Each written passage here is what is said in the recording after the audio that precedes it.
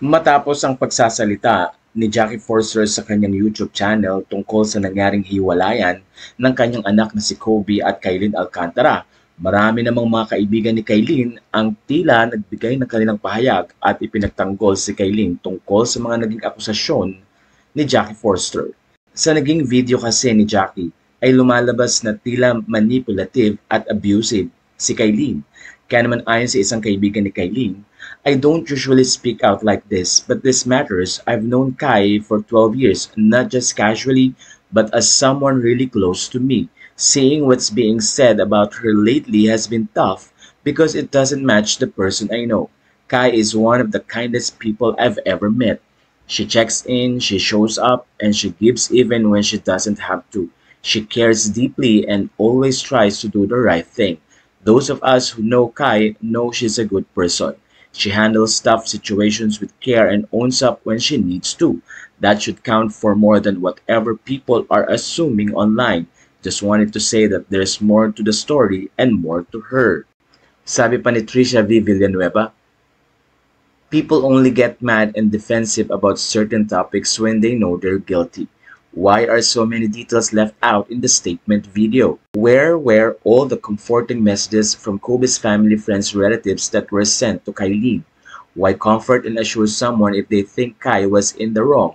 Where was the part where Kobe had to restrict his conversations with the two girls in Instagram? Why hide it? If he was all open about his password, why the need to hide? Is it because of the same generic excuse of guilty men na kasi alam ko magagalit ka? If you already expected na magagalit yung tao, bakit kinakausap pa? So much of this mess could have been avoided if people on Kylene's team, etc. This wouldn't even ever have happened in the first place if Kobe didn't do what he was not supposed to. We get that Kobe is getting a lot of hate, but what about Kai? Do you think she's getting none of it? Do you see her every night crying herself to sleep? Where was the part na Kobe was already aggressively telling Kai na, are you cheating on me? You're disgusting. Even if she was only talking to someone na Kobe knows damn well na kababata ni Kai, takot sa sariling multo. The art of projection. Is this what it is? Physically assaulted him? Big words LOL. Have you forgotten how tall and big your son is? Kai literally looks like a baby hamster beside Kobe. Where was the part where Kylene was already at her breaking point but still manages to care about how Kobe was doing? When she was so worried about him bottling up his emotions. When I checked up on Kai through iMessage, she was more worried about Kobe than herself. Kobe knows how being a celebrity in the PH works. You know that the fans are going crazy for news. Why in the world would you go to Bali, bring a girl with you? Knowing that fans are everywhere trying to get even the smallest shrivel of information that they can. Kylene had every right to be hurt. Babae tayo. Alam natin yung pakiramdam na may iba na agad. Is it her fault that she was worried about career? She built her career from ground up. She has every right to protect it, given that she is the breadwinner of the family. It's so crazy that she chose to stay quiet for a reason, not only for herself but for Kobe as well. Bawal ba magsenti pag malungkot? Masama ba mag-sing out ng feelings? She's obviously trying to vent out with ways that are healthy, not going abroad, partying and having no care for anything that happens after.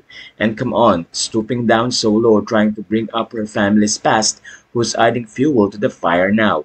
Imagine the insult given to the family who accepted Kobe into their home with open arms. We all slept in the same house. I witnessed him being so spoiled by the whole family. Like, come on, where did he spend his Christmas? Why is he seen in so many family outings, family photos?